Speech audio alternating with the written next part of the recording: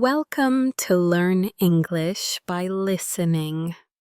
In this episode, you'll listen to a story called The Mysterious Letter. It's a slow and clear narration, so you can improve your English listening skills. Remember, you can pause, repeat, and listen again as many times as you like. Now, relax, listen carefully, and let's begin. It was a quiet Sunday morning in the small coastal town of Seabrook. The sun was just beginning to rise, painting the sky in shades of pink and orange. Emma Carter, a young woman in her late 20s, sat by the window of her small apartment, sipping her morning coffee. She had lived in Seabrook her whole life, and she loved the peaceful sound of the waves crashing against the shore. On the table in front of her was a stack of letters. Most were bills and advertisements, except one. This letter was different. It was an old cream-colored envelope, sealed with a red wax stamp and addressed in elegant handwriting to Emma Carter. There was no return address. Curious, Emma carefully broke the wax seal and unfolded the paper inside. The letter read, "Dear Emma, there is something important you must know about your past. Meet me at the old lighthouse at sunset. Come alone." There was no name. Anam. No signature, just those few mysterious lines.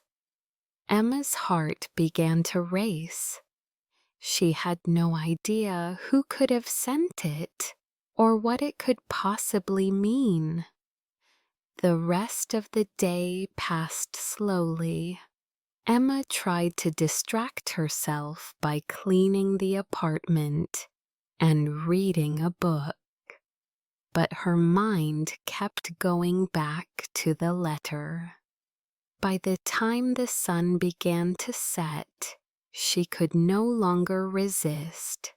She put on her coat, took the letter, and walked toward the lighthouse.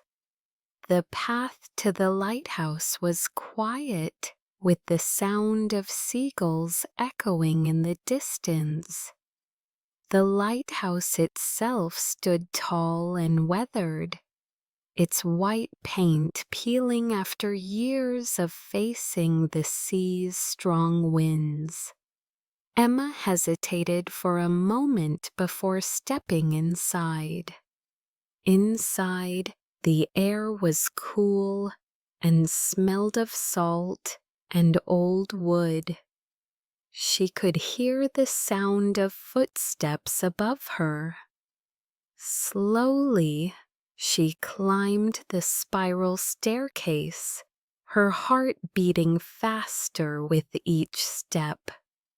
When she reached the top, she saw an elderly man standing near the window, looking out at the ocean.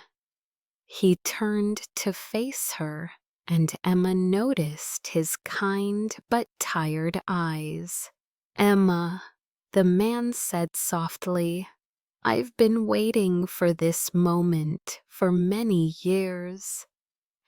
Emma was confused. "Who are you?"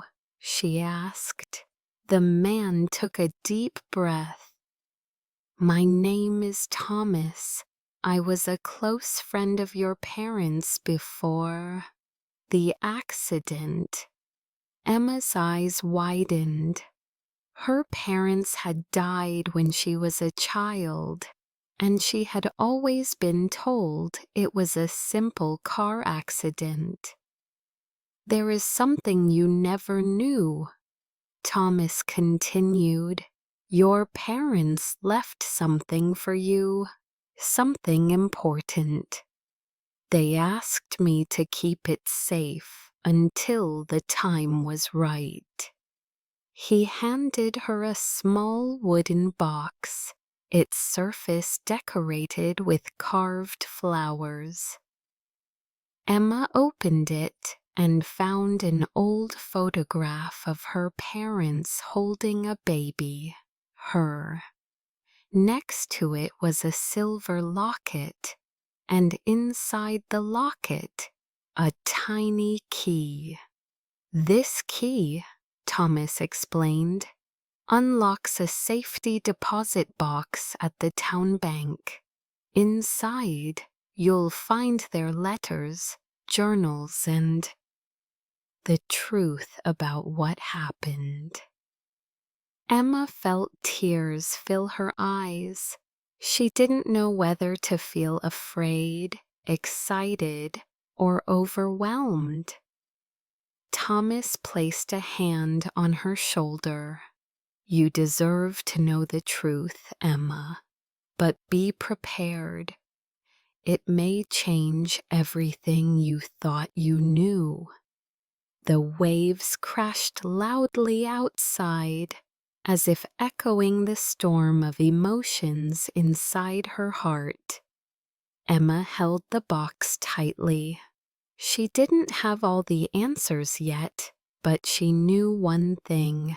Tomorrow morning, she would go to the bank and finally uncover the truth. Thank you for listening to Learn English by Listening. This story not only helps you practice listening, but also teaches you new vocabulary in context.